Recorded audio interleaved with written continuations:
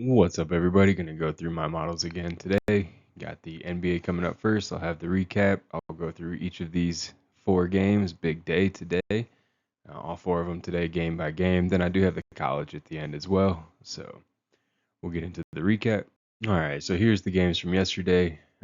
Way better on totals. We did have five that were correct all day. We had one that it depended on the time you would have bet it, but only two of the 8 points were outside of being correct. Um, Spreads were a little difficult.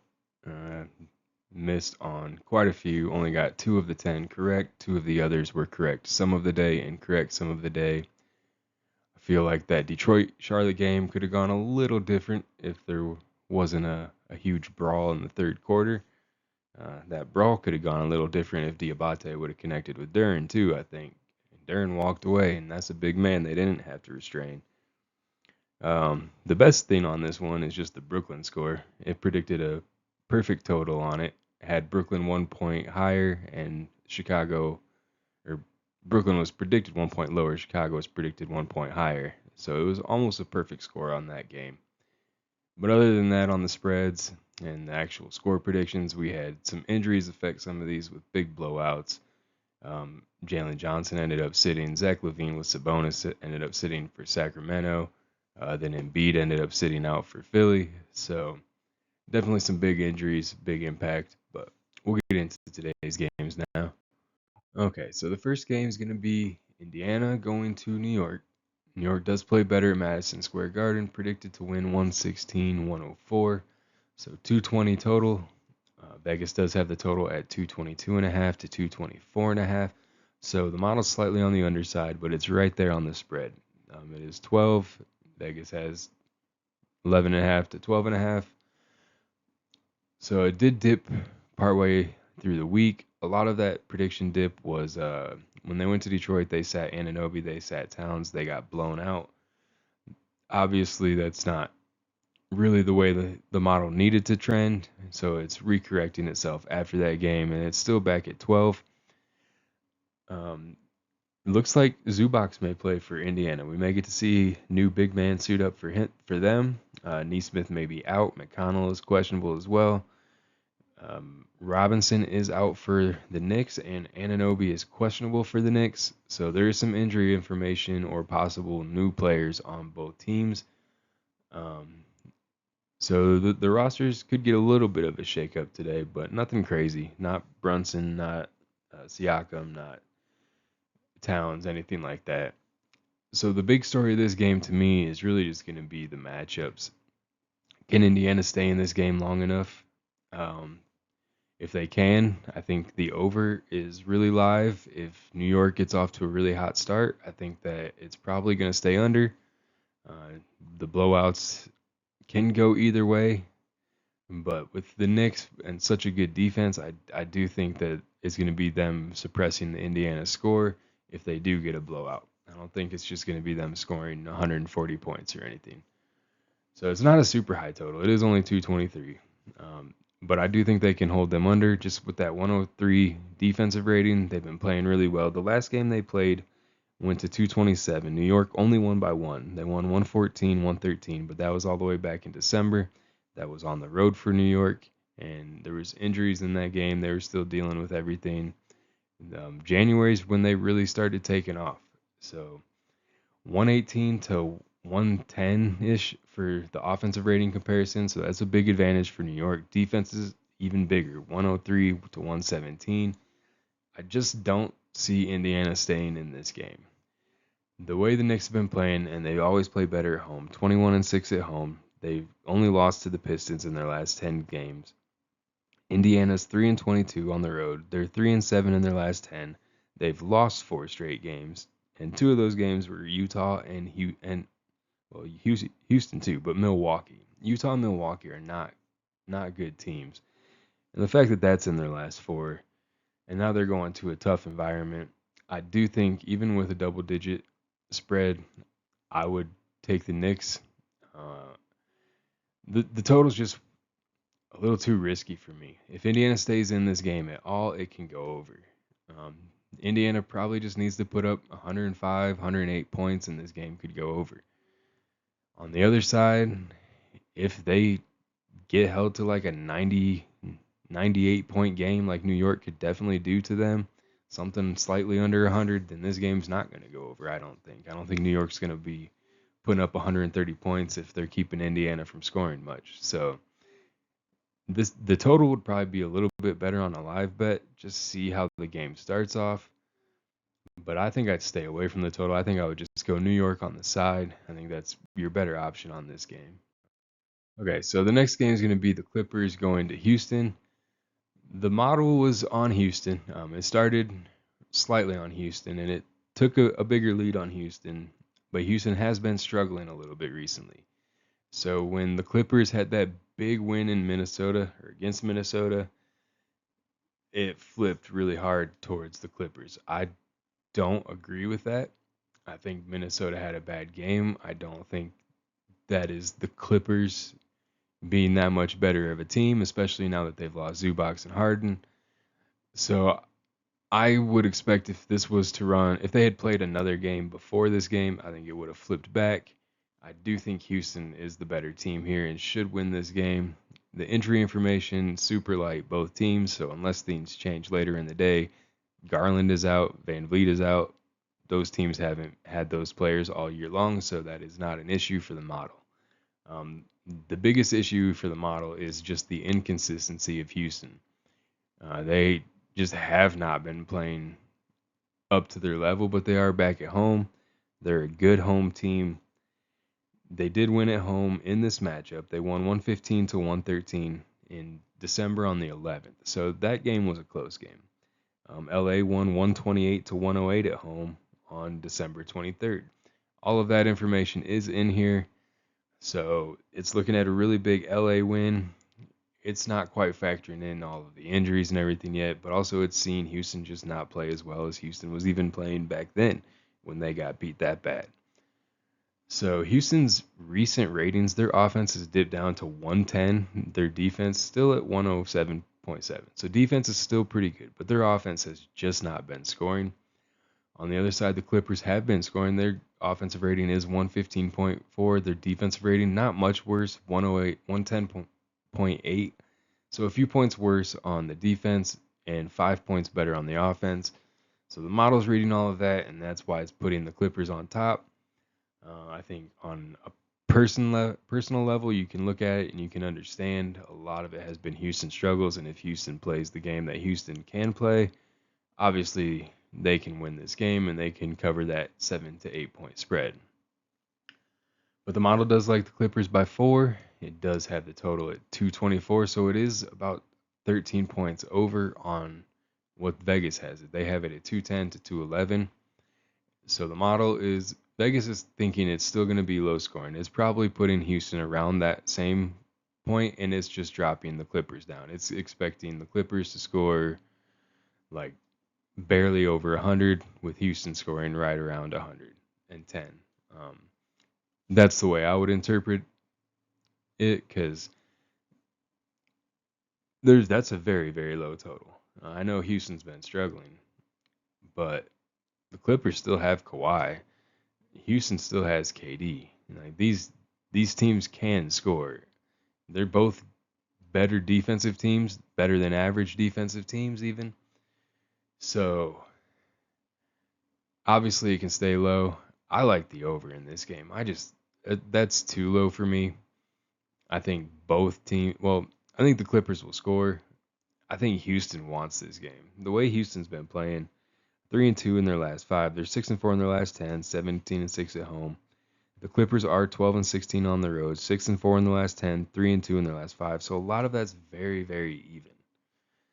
But Houston's had some really bad losses that I know has probably been eating them. I would lean Houston on the spread. I would lean over on this game. But I kind of like Minnesota. I'm just kind of not trusting Houston right now. I feel like they could let you down, especially on a 7-point spread, 8-point spread, and just such a low total. That could stay under on a really good defensive game from both. Man, it's going to take a lot. It's going to take a lot of defense to stay under that total. Okay, the next game, Dallas going to Phoenix. The model does like Phoenix by 5, 4.5 ish, and it does have the total at 232. So it is on the overside. Vegas has it at 227 to 228 ish. And they do have Phoenix at 7.5 to 8.5. So the model is on the Dallas side. Dallas has lost 7 straight games. They're 3-7 in their last 10, 5-16 on the road. None of that's looking very good. Phoenix is 17-9 at home, so they do play better at home. They're 5-5 in their last 10. They are 2-3 in their last 5. So recently haven't been super great. They've lost their last 2, both were at home. Phoenix did win 123 to 114 in Dallas when they played, but that was all the way back November 12th. So it was a really long time ago. Looks like Klay Thompson is questionable for Dallas. Looks like Grayson Allen, Isaiah Livers, um, is that Cole Anthony? Is he on there now? Looks like Cole Anthony also is out for Phoenix. So Booker and Jalen Green both don't show on the injury report right now. It could obviously change later, but as of right now, Booker is starting, no tag, and that is great news for Phoenix. He started out a little rough last game. I think that's expected that both of those players will be, but as they start to get rolling, I think that things will be looking very good. This thing should be a really good matchup for them, playing at home as well.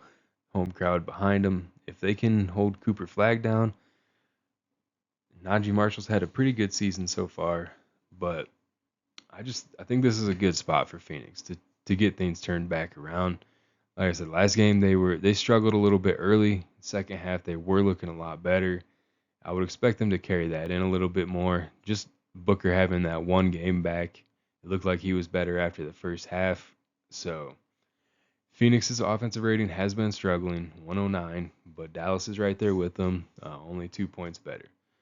On the defensive side, Phoenix slightly better. Both teams struggling defensively. So Phoenix had been playing a lot better defense earlier this season. They've been struggling a little bit recently, but with all the injuries, I think a lot of this will help Dylan Brooks not have to take as much on offensively, having Booker and Jalen Green in there. And if he doesn't have to do as much offensively, he's a really good defender. Hopefully, he can use a little bit more of that energy on the defensive side and get that team back to where they should be. So the model has been consistent on Phoenix all week. It's just been the size of the spread. Started out 1.5 to 2, dropped down to 1, but then it shot up. It's been 3, 4, 4.5 now. I think that is more just fading Dallas at this point, and their total of points going down because their first games in the losing streak weren't terrible games. They were in a lot of the games. They were still scoring points. The last ones against San Antonio, not quite as good. So the total has fluctuated more. Started at 225, did shoot up to 234, dropped back down to about the 232 range. So it has been over every day except for day 2. Um, I do like Phoenix to score more points in this game. I think they're already pricing it that way because I think it would have probably been lower 220s, especially if Booker wasn't playing. But I think that this game can go over. The model's already liking the over. It's liking it with the way the teams have been playing, and I think these teams should be improving. Well, Dallas is questionable, but Phoenix should be improving.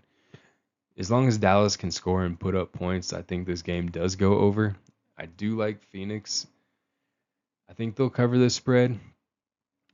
As long their streaky shooting is what worries me the most. Their off games are just really terrible on the offensive end. But as I've said multiple times now, I just think that's going to change now. I think this is going to be a good game for them.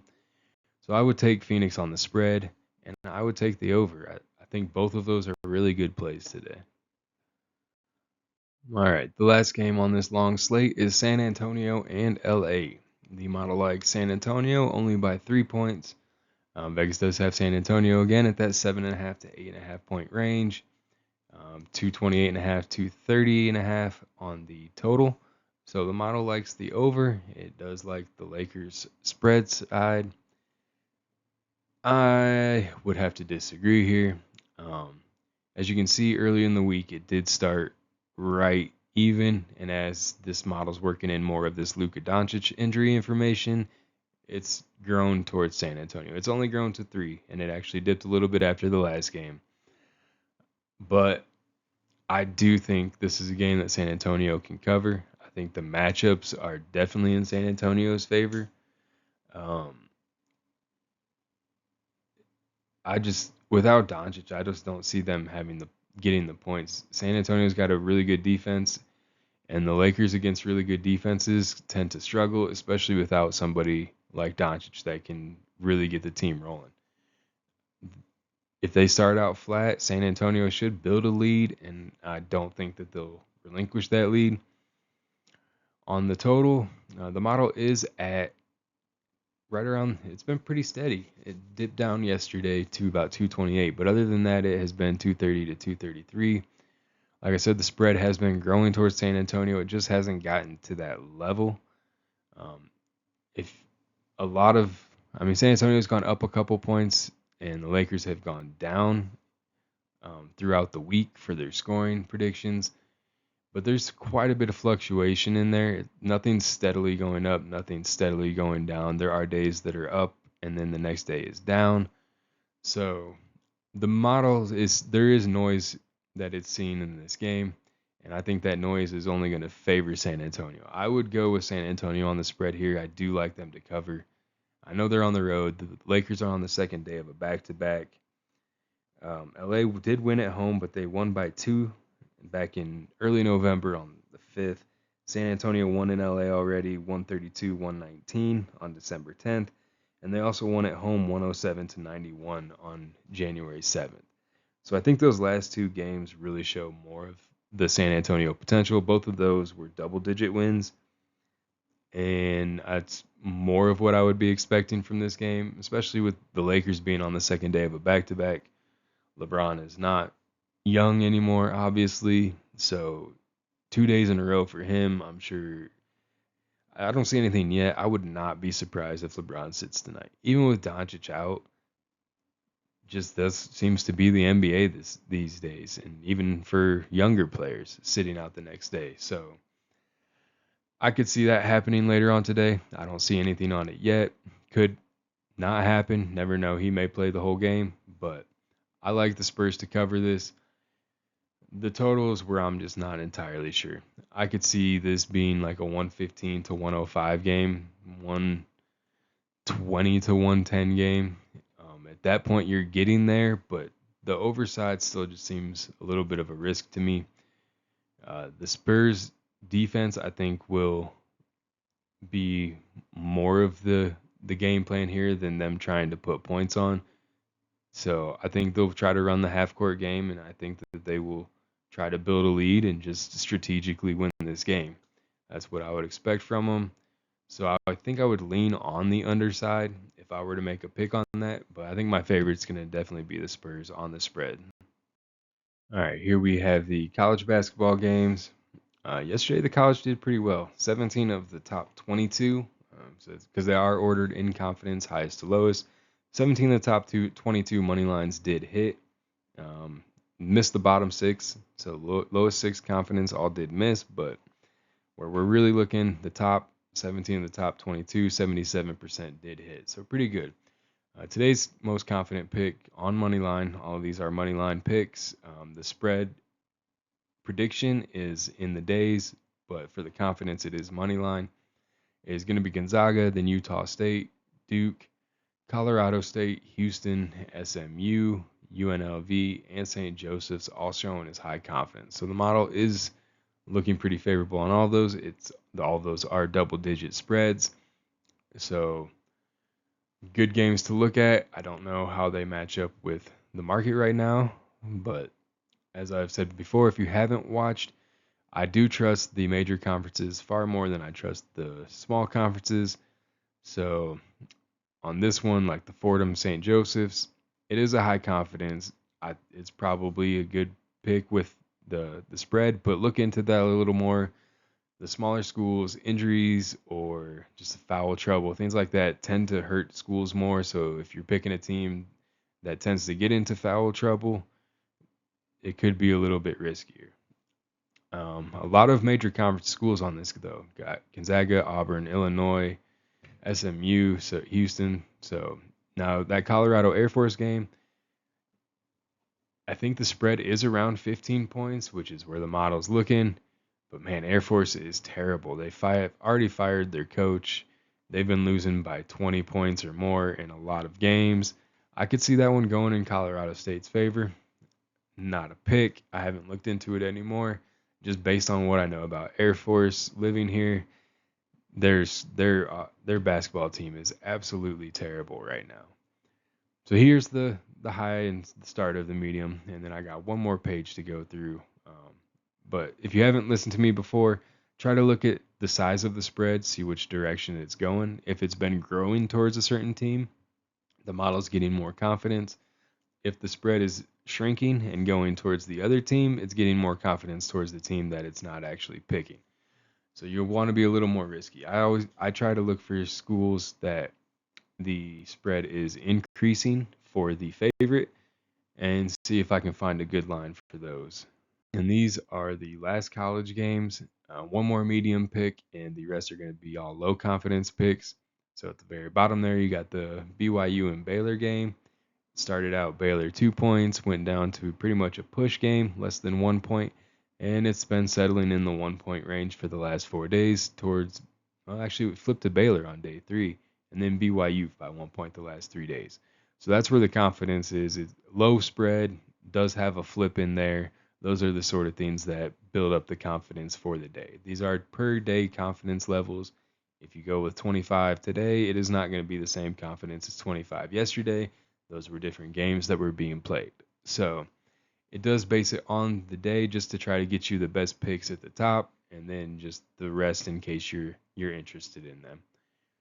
So we do have Arkansas here, Virginia. When I was looking at some of the stats, because I was checking out the smaller school stats first, George Mason and George Washington did look a little bit better on paper. They were picked by the model. I know those are lower spreads. It is lower confidence. Those are small schools. But I will say that they did actually look pretty good when I was looking at them. I made a little on paper is what I call it matchup.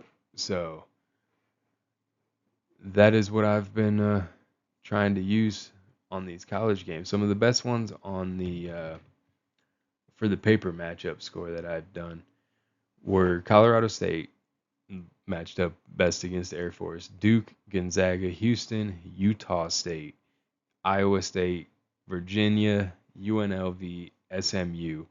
All of those were in the very good matchup range, solid edges. So some of the games that you might want to consider. If you have any questions, you can drop a comment.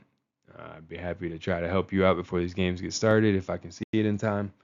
So if not, make sure you're doing your own research. These are all data backed, but there's no locks. Anything can happen, especially in college basketball or NBA. So good luck.